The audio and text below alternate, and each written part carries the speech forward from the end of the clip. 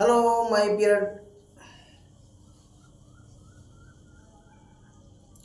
Hello my dear students, कैसे हो आप? बिल्कुल ठीक होंगे ऐसी मैं आशा करता हूँ। और ये भी आशा करता हूँ कि आप लगातार जो हम वीडियो आपके लिए बना रहे हैं वो आप लगातार देख रहे होंगे। और जो छात्र नहीं देख रहे हैं वो भी देखना शुरू कर दें, क्योंकि जो वीडियो है वो आपके लिए है, फ्री ऑफ कॉस्ट है।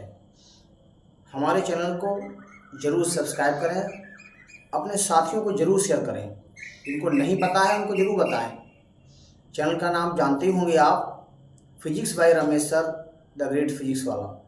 हिंदी मीडियम को आप सब्सक्राइब करें, बेल आइकन दबाना ना भूलें। बेल आइकन दबा करके ऑल पर जो है आप कर दें तो सारे वीडियो आपको मिल जाएंगे। साथ ही हमने जो है 10th और 12th क्लास की हमने प्लेलिस्ट बना दी है। अब आपको कोई भी वीडियो ढूंढने की आवश्यकता नहीं है। उसमें प्लेलिस्ट में नीचे लिखा हुआ है क्लास 10th सिलेबस, और 12th वाले में लिखा है क्लास 12th सिलेबस।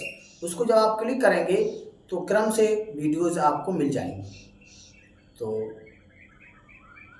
छात्रों, इससे पहले हमने आपको जो गॉस की प्रमेय है उसका अनुप्रयोग आपको बताया था।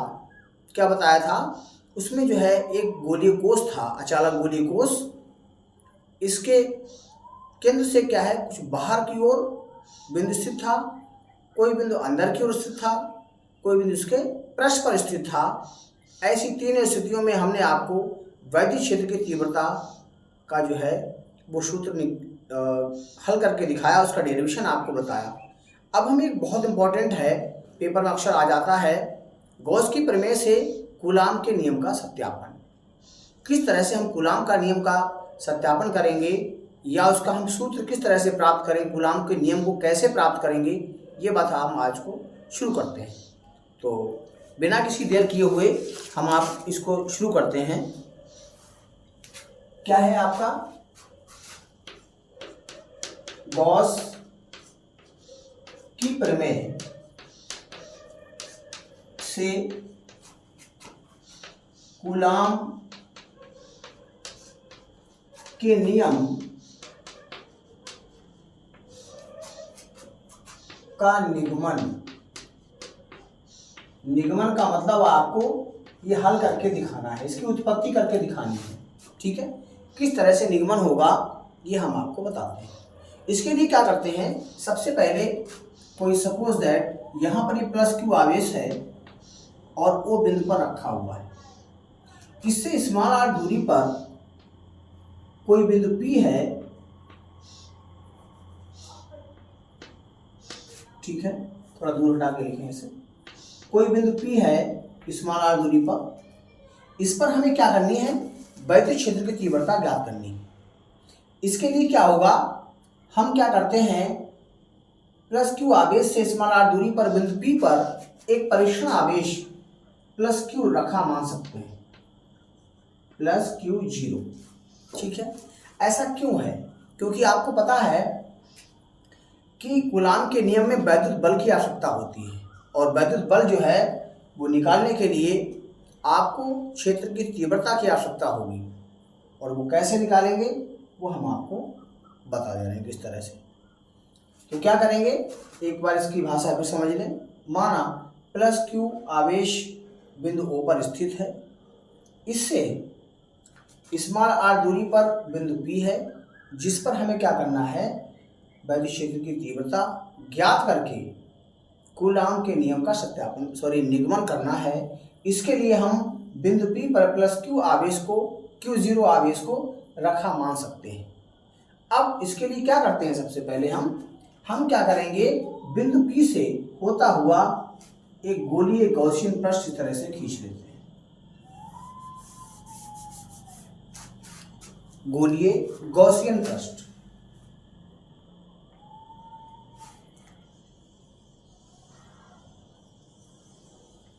ये हमने एक पृष्ठ खींच लिया।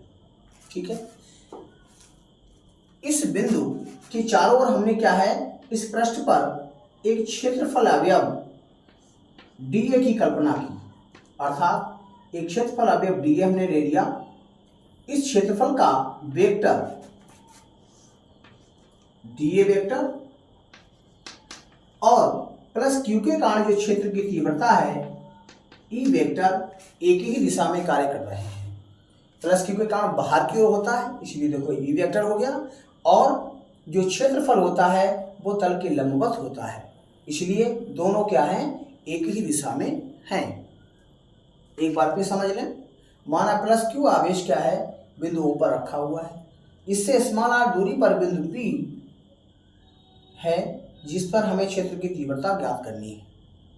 क्षेत्र की तीव्रता ज्ञात करने के बाद ही हम क्या कर सकते हैं, वैद्युत बल ज्ञात कर सकते हैं। इसके लिए बिंदु P पर हमें परीक्षण आवेश Q0 को रखा मान सकते हैं। अब क्या करते हैं, अब जो है बिंदु P से होता हुआ स्मॉल r त्रिज्या का एक गॉसियन पृष्ठ खींच लेते हैं। ठीक, गॉसियन पृष्ठ खींचने के बाद बिंदु P के चारों ओर इस पृष्ठ पर एक क्षेत्रफल अवयव dA की कल्पना करते हैं। यह क्षेत्रफल लेते हैं जिसका वेक्टर dA वेक्टर और क्षेत्र की तीव्रता E वेक्टर दोनों एक ही दिशा में हैं। अब हम क्या करेंगे, हम ये करेंगे, सब में जो करते हैं उसमें भी करेंगे। कोई भी डेरिवेशन गॉस के प्रमेय का अनुप्रयोग का है तो सबसे पहले हम छोटा i का अवयव ले लेते हैं और उससे गुजरने वाला फ्लक्स निकालेंगे हम। तो dA क्षेत्रफल से गुजरने वाला फ्लक्स क्या होगा वो हम आपको निकालते हैं। dA क्षेत्रफल अवयव से गुजरने वाला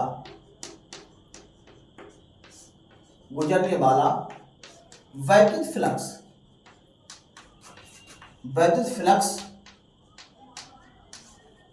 d फाई ई, फ्लक्स होता फाई ई लेकिन छोटा अवयव है इसलिए d लगा देंगे। यहाँ से क्या हो जाएगा, vector E dot D A vector, इसका हो जाएगा ई डी ए कॉस 0, क्योंकि दोनों एक ही दिशा में हैं। आप जानते हैं vector A dot vector B बराबर ए बी कॉस थीटा होता है, तो यहाँ पर ए की जगह पे ई है और बी की जगह पे डी है, तो E D A cos theta है और थीटा का मान 0 है एक ही दिशा में होने की वजह से। अब यहाँ पर cos 0 की वैल्यू जो होती है 1 होती है, अर्थात ये आ जाएगा आपका डी फाई ई बराबर हो गया ई डी ए। ये तो एक क्षेत्रफल अवयव से गुजरने वाला वैद्युत फ्लक्स आ गया। ठीक बात।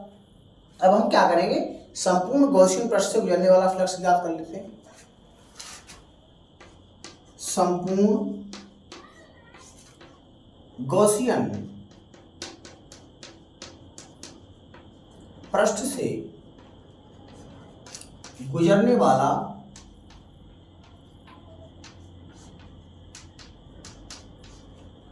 वैद्युत फ्लक्स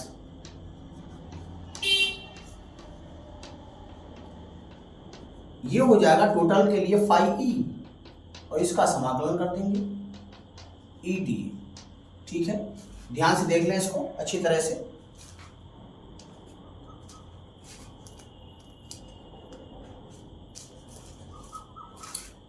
अच्छा, ये संपूर्ण समाकलन है, तो संपूर्ण समाकलन के लिए क्या है, या तो यहाँ पर a लगा दीजिए या फिर क्या करें ऐसे रिंग बना दीजिए, यहाँ पे ऐसे ही बना सकते हैं, या ऐसा ना करो तो क्या कर सकते हो आप, इस पूरे का पृष्ठ का क्षेत्रफल कैपिटल A है तो यहाँ a लगा सकते हो, ऐसे करो।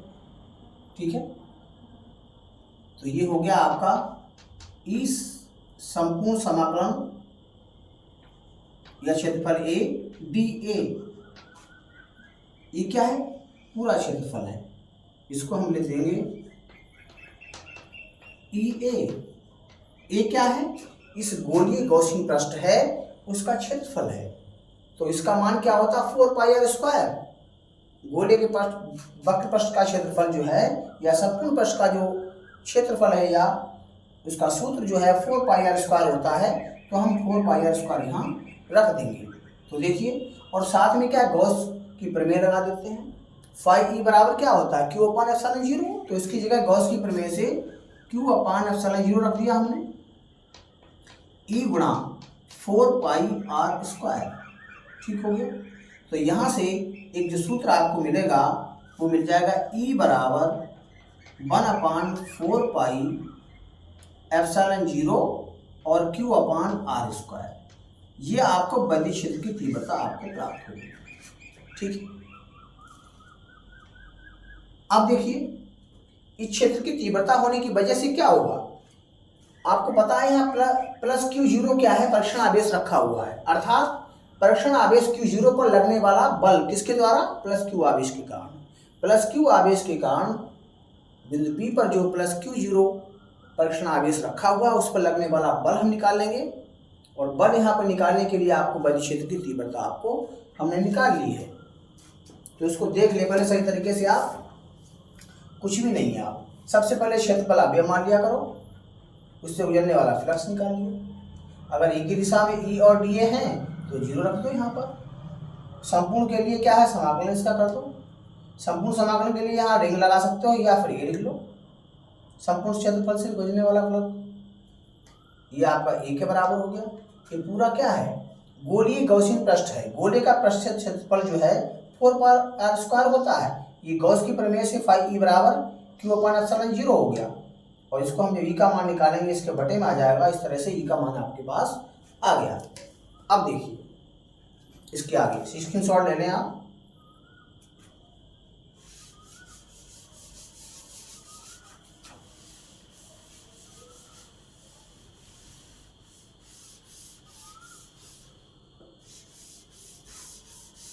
अब इसके बाद देखें आप,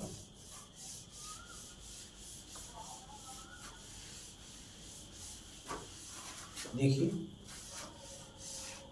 इसके बाद जो है प्लस Q के कारण प्लस Q0 पर लगने वाला वैद्युत बल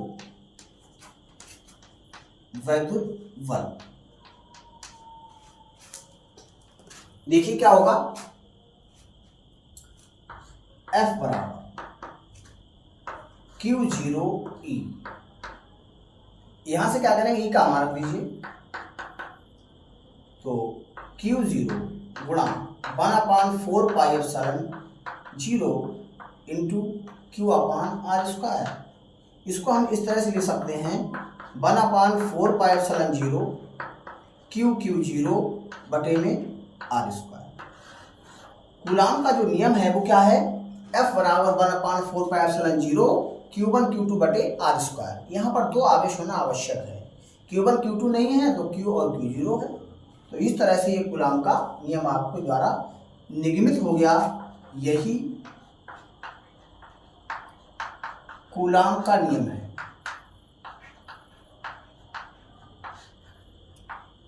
ठीक हो गया।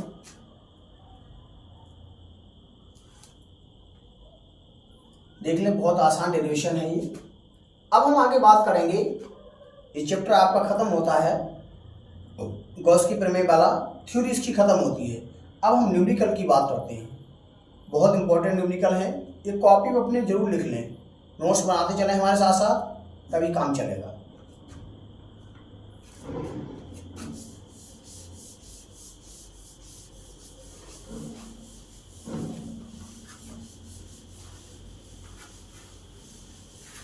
न्यूमेरिकल्स क्या हैं, देखिए मैं आपको बताता हूं।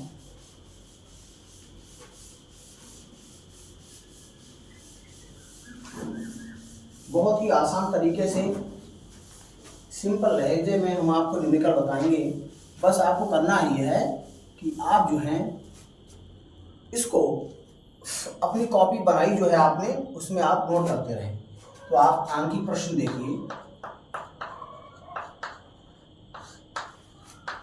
आंकिक प्रश्न देखिए। पहला प्रश्न इसमें है, मैं लिख देता हूं आपके लिए, वैद्युत स्थैतिक क्षेत्र।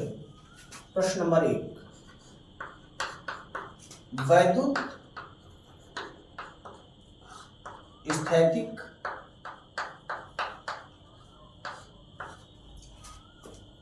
क्षेत्र कैपिटल E वेक्टर बराबर दिया है 2i cap plus 4j cap, 2i cap plus 4j cap plus 7k cap में रखने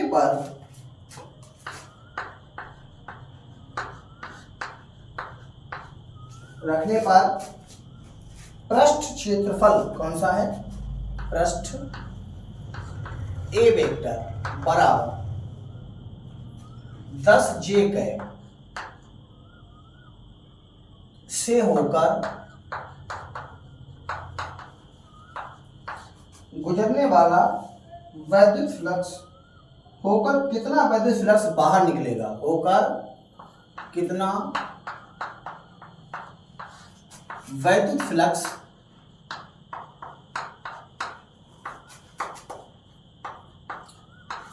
बाहर निकलेगा।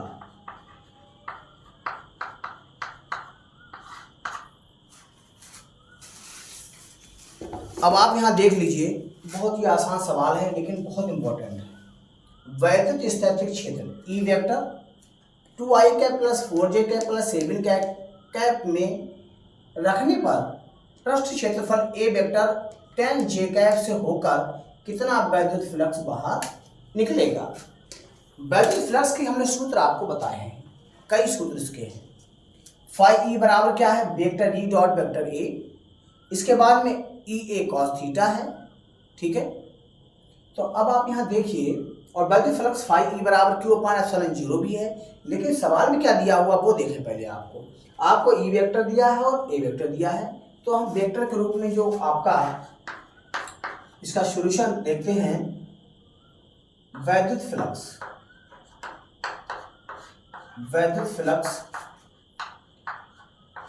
फाई ई बराबर हो जाएगा vector E dot vector A. ये हमारा दीजिए, वेक्टर ई का मान कितना है, 2i cap plus 4j cap plus 7k cap bracket dot A vector कितना है आपका 10j कैप, ठीक। अब क्या करेंगे, इसका डॉट प्रोडक्ट कर देते हैं। कैसे करेंगे देखो, पहले 2i का 10j कैप से करेंगे, इसका इससे करेंगे तो क्या आएगा 10 दूनी 20 i dot J plus 4 7 40 j cap dot j cap, ठीक हो गया। अब इसका इसके साथ प्लस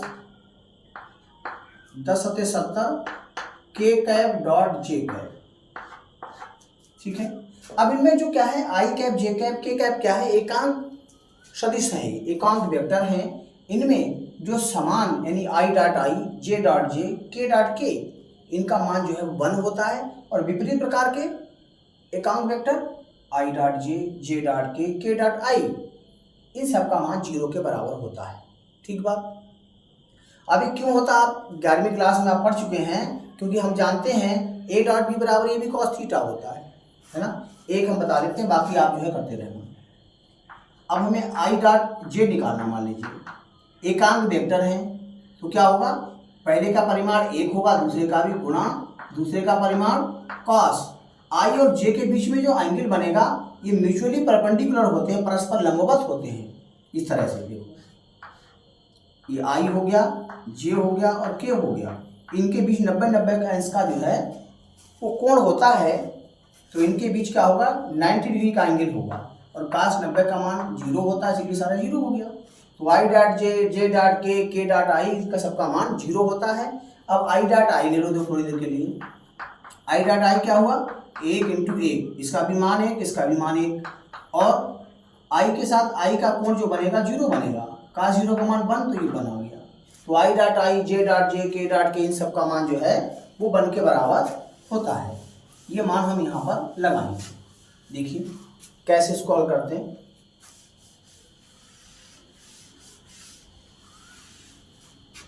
देखिए एक कंडीशन हम लिख देंगे, i dot i j dot j k dot k बराबर 1, और इसके विपरीत वाले I dot J, J dot के डॉट आई बराबर ये 0 होते हैं।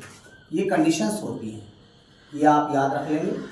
इसके हिसाब से मान इसमें रख दीजिए। तो क्या होगा 20 गुणा आई डॉट जे का मान आपको पता 0 है, प्लस 40 जे डॉट जे का यानी कि 1 हो गया, प्लस 70 गुणा 0।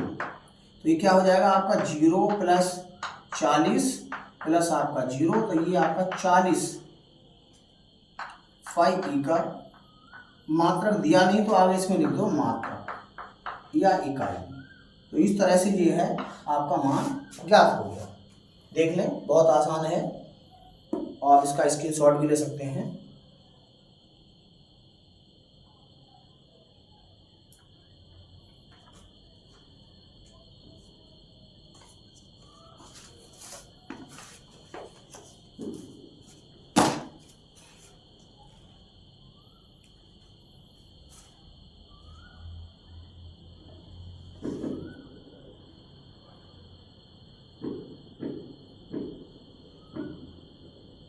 इसके बाद एक और इसमें सवाल हम देंगे वैद्युत फ्लक्स का, वो ध्यान दीजिए,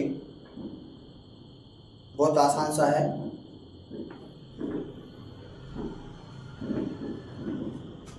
देखिए सवाल लिखते हैं हम सेकंड वाला। स्क्रीनशॉट आपने ले लिया होगा, आगे बात करते हैं। दूसरा प्रश्न नंबर,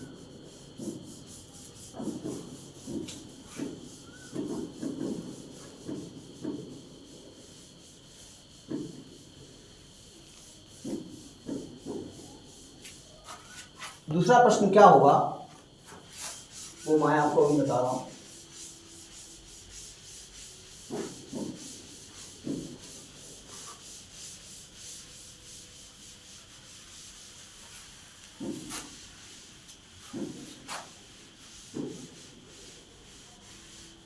देखिए प्रश्न इस तरह से है, एक समान वैद्युत क्षेत्र ई वेक्टर।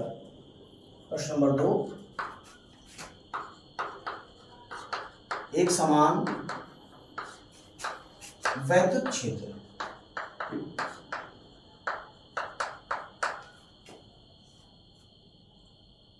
ई वेक्टर बराबर दिया हुआ है 5 × 10⁻³ आई कैप, 5 × 10⁻³ आई कैप न्यूटन प्रति कूलम। एक 10 सेंटीमीटर भुजा वाला वर्गाकार, एक 10 सेंटीमीटर भुजा वाला वर्गाकार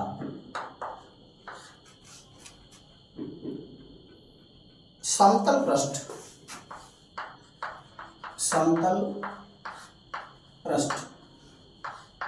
YZ तल के समांतर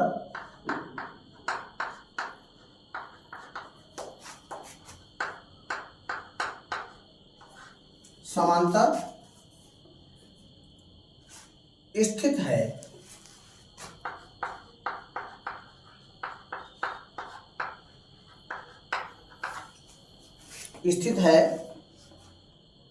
पृष्ठ से कितना वैद्युत फ्लक्स होगा? पृष्ठ से संबद्ध लिख दो, ये सब छुटा हुआ है। पृष्ठ से संबद्ध कितना वैद्युत फ्लक्स होगा?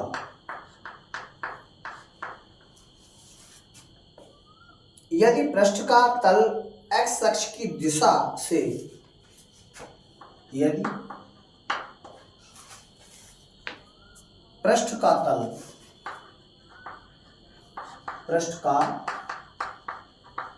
तल x अक्ष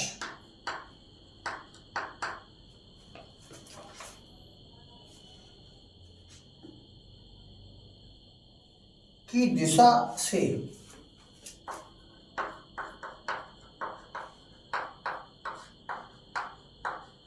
दिशा से 30 अंश कोण बनाता है, दिशा से 30 अंश कोण बनाता है, तब कितना वैद्युत फ्लक्स होगा, तब कितना वैद्युत फ्लक्स होगा।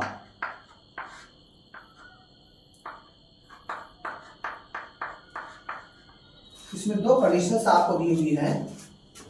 पहले तो सवाल को आप लिख लीजिए अच्छी तरह से।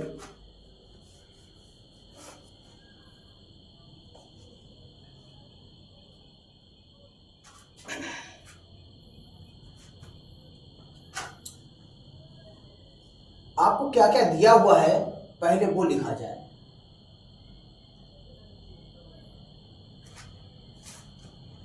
सवाल में क्या है वो ध्यान दो। एक समान वैद्युत क्षेत्र ई वेक्टर दिया हुआ है आई कैप। आई कैप का मतलब क्या हो गया, आई जे के, 3 आपके एकांक वेक्टर होते हैं। आई कैप का मतलब ये हो गया कि वो वैद्युत क्षेत्र जो है एक्स अक्ष की दिशा में है, ठीक है। एक 10 सेंटीमीटर भुजा वाला वर्गाकार समतल पृष्ठ वाई जेड तल के समांतर है ना। पृष्ठ से संबद्ध कितना वैद्युत फ्लक्स होगा, वाई जेड के तल के समांतर है, ठीक। यदि पृष्ठ का तल एक्स अक्ष की दिशा से 30 अंश का कोण बनाता है तब कितना वैद्युत फ्लक्स होगा। तो जो मान आपको दिया पहले उससे लिखा जाए। ये सवाल बहुत इंपॉर्टेंट है, मोस्ट इंपॉर्टेंट। ई बराबर आपको दिया है, ई वेक्टर बराबर हो गया 5 गुणा 10 की घात 3 आई कैप न्यूटन प्रति कूलम। भुजा दे रखी, भुजा से कोई ताल्लुक है नहीं आपका, क्योंकि वैद्युत फ्लक्स में कोई भी आपको भुजा की आवश्यकता नहीं होती है। अब वाई जेड तल के समांतर है ना। अब हम आपको बताते हैं किस तरह से क्या होता है। देखिए ये आपके दो तल हैं, एक वाई है और जेड है, ठीक है। वाई जेड तल के समांतर है, क्या है, वर्गाकार तल। देखो ये तल है, मैं आपको दिखा दे रहा हूं इस तरह से। इसका जो तल है किसके समांतर है, इस तरह से, ऐसे दिया हुआ है। तो क्या होगा, इसके जो तल है वो क्या कर रहा है, इसके साथ, ये तो लंबवत है आपस में, इनके तल ले लो, कोई से भी लो, इसको लेंगे तो इसके समांतर होगा, इसको लेंगे तो इसके समांतर होगा, है ना। अर्थात दोनों जो है अक्ष के साथ ये तल जो है वो 0 अंश का कोण बना रहा है। तो क्या होगा, देखिए पहली स्थिति में थीटा बराबर तो 0 होगा, फर्स्ट पार्ट में वैद्युत फ्लक्स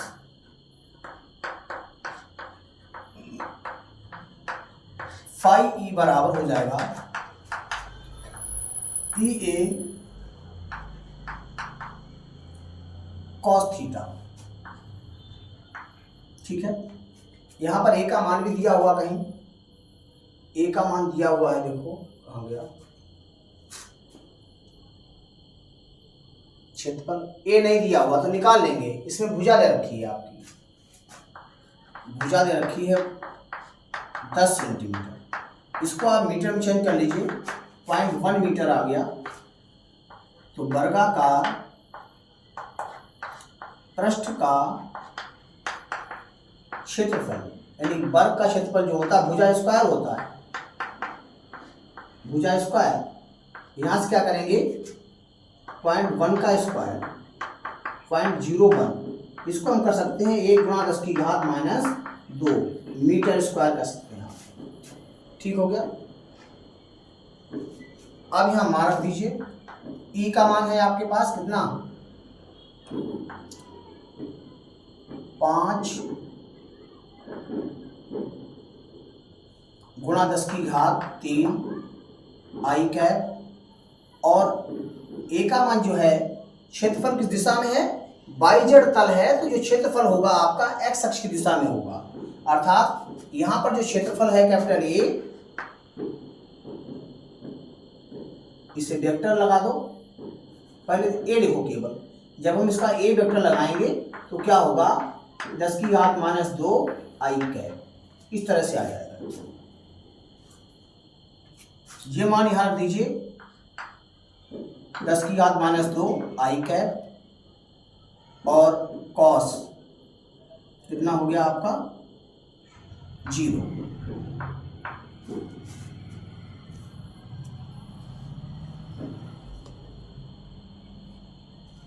ठीक हो गया। यहां देखिए 5 गुणा 10 की घात कितना हो जाएगा, 3 प्लस की माइनस की तो घट जाएगी, तो 10 बचेगा केवल।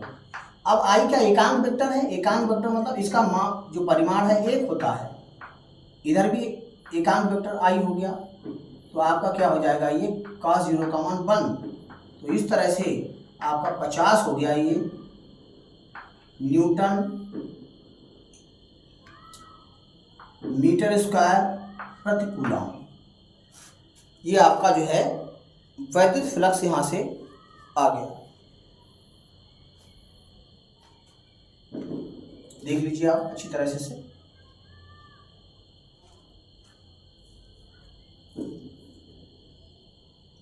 यहां पे ये बात समझने की है आपको, वाईजेड तल के समांतर है स्थित अगर तल, तब जो है वो जो आपका क्षेत्रफल है वो एक्स अक्ष की दिशा में होगा, और अगर जेड एक्स है तो क्या होगा, वाई अक्ष की दिशा में होगा, और अगर आपका क्या है एक्स जेड है तो होगा वाई अक्ष की दिशा में।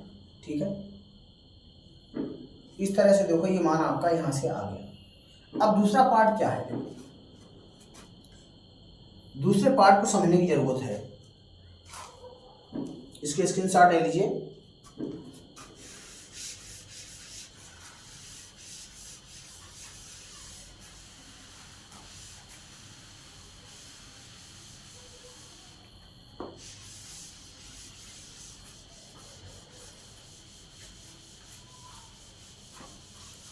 इसका दूसरा पार्ट देखें आप, ये कह रहा है यदि पृष्ठ का तल एक्स अक्ष की दिशा से, है ना, कितना कोण बना रहा है, 30 अंश का कोण बनाता है, तब वैद्युत फ्लक्स कितना होगा। जब ये एक्स अक्ष की दिशा से 30 अंश का कोण बना रहा है, इसका मतलब जो वाई जेड तल है उसके साथ 60 अंश का कोण बनाएगा। क्यों, क्योंकि वाई जेड और एक्स जो है वो 90 अंश के कोण बनाते हैं तीनों एक दूसरे के साथ। तो अगर एक्स अक्ष के साथ 30 अंश का कोण बनाता है तो वाई जेड तल के साथ क्या होगा, वो 60 अंश का कोण बनाएगा, अर्थात थीटा बराबर 90 - 30, ये आपका 60 अंश हो जाएगा। यहां से वैद्युत फ्लक्स निकाल लीजिए, फाई ई बराबर ई ए कॉस कितना हो जाएगा 60। तो ई का मान आपके पास वही है 5 गुणा 10 की घात 3 आई कैप, इंटू ए का मान है 10 की घात -2 आई कैप, और cos 60 की वैल्यू 1/2। तो इसकी से काट दीजिए इसको, सॉरी बाद में काटेंगे, पहले तो गुणा कर लेंगे। देखो 10 की घात -2 + 3 है तो क्या हो जाएगा, आपको 10 बचेगा, 10 पंजे 50 हो गया। आई कैप का मान 1, इधर आई कैप का मान 1, अब लिखेंगे 1/2। अब 2 से काट दो तो ये 25 आ गया आपका, 25 न्यूटन मीटर स्क्वायर प्रति कूलम। इस तरह से ये फाई ई का मान दूसरे पार्ट में आपका निकल गया।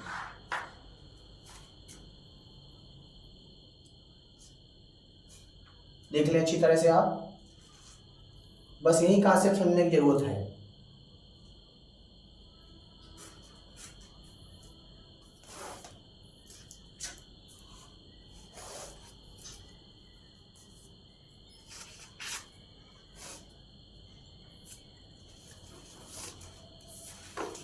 एक सवाल बहुत इंपॉर्टेंट है, एक कंपटीशन की दृष्टि से भी बहुत इंपॉर्टेंट है।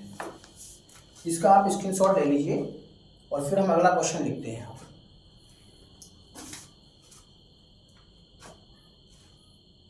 देखिए नेक्स्ट क्वेश्चन, क्वेश्चन नंबर 3।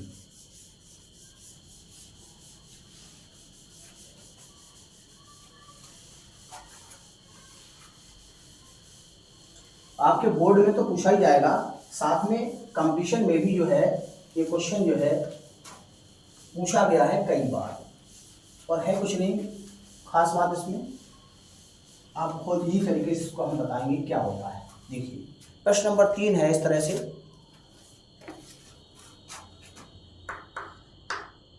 प्रश्न नंबर 3 में कहा है 4500 फ्लक्स रेखाएं, 4500 फ्लक्स रेखाएं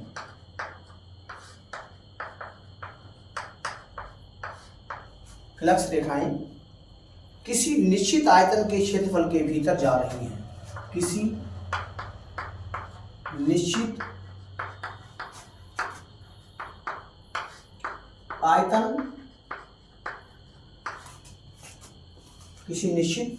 आयतन के क्षेत्र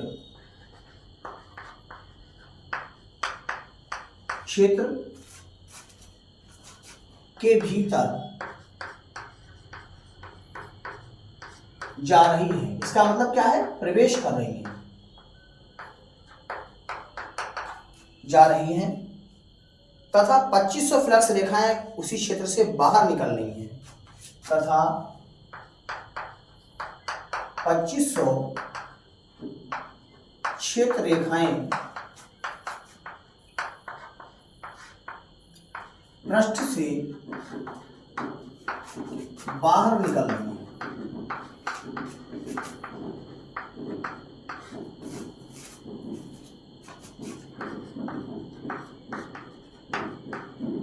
रही हैं, उस क्षेत्र के भीतर कितना आवेश है, उस क्षेत्र के भीतर कितना आवेश है, अर्थात आपको आवेश निकालना।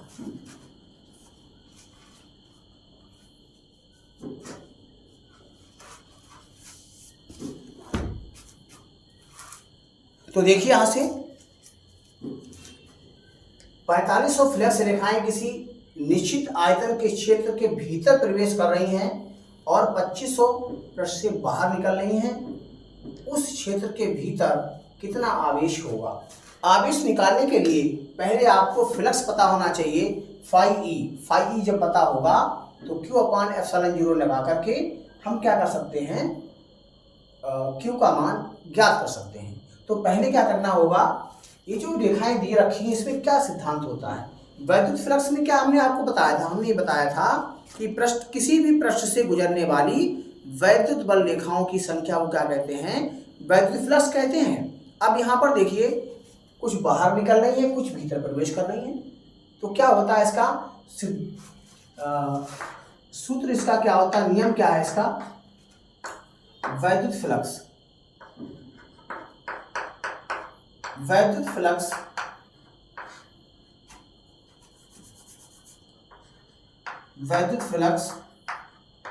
फाई ई बराबर क्या होगा, बाहर निकलने वाली पृष्ठ रेखाओं की संख्या माइनस क्या होगा, प्रवेश करने वाली क्षेत्र रेखाओं की संख्या या फ्लक्स रेखाओं की संख्या।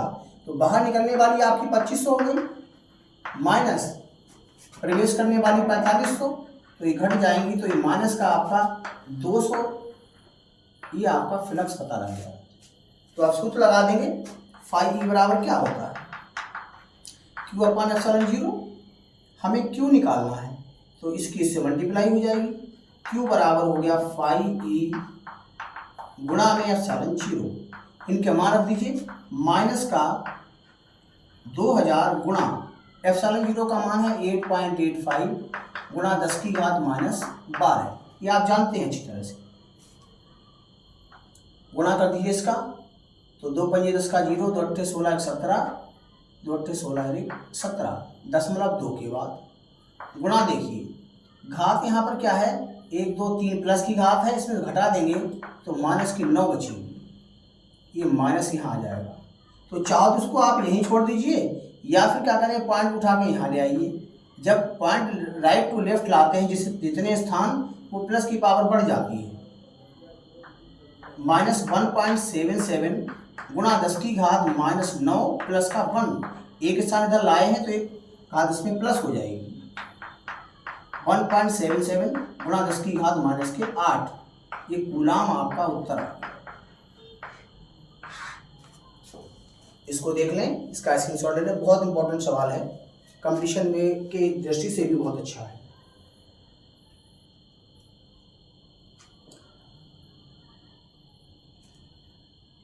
आप हमारे चैनल को लगातार देखते रहिए, बिना किसी संकोच के, बिना किसी कंजूसी के। जब तक आप पूरा वीडियो नहीं देखेंगे आपको कुछ भी समझ में आने वाला नहीं है। अगर आज आप नहीं देखेंगे तो कल आप पछताना पड़ेगा। तो हमारे साथ साथ आप वीडियो अपना नोट्स बनाते रहिए और साथ में वीडियो देखते रहिए। साथियों को शेयर जरूर करिए, रिलेटिव्स के लिए। जो छात्रों के अलावा भी हमारे बड़े बुजुर्ग भाई देख रहे हैं, वो अपने बच्चों के लिए ज़रूर इसको शेयर करें, लोगों को बताएं। तो आज के लिए इतना ही काफ़ी, कल फिर मिलेंगे नए वीडियो के साथ। Thank you very much.